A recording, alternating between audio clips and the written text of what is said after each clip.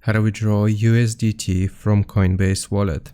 So what we want to do is just load up the Coinbase Wallet app, and here we will click on the cog wheel in the top right corner.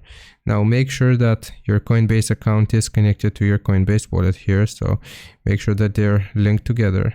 And if they are linked, we will go back here, and on the screen that shows you your balance in crypto, you will just click on the cash out button.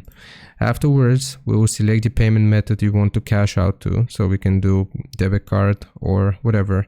Then we will just enter the amount and select which asset we would like to cash out. So in our case, that's going to be USDT.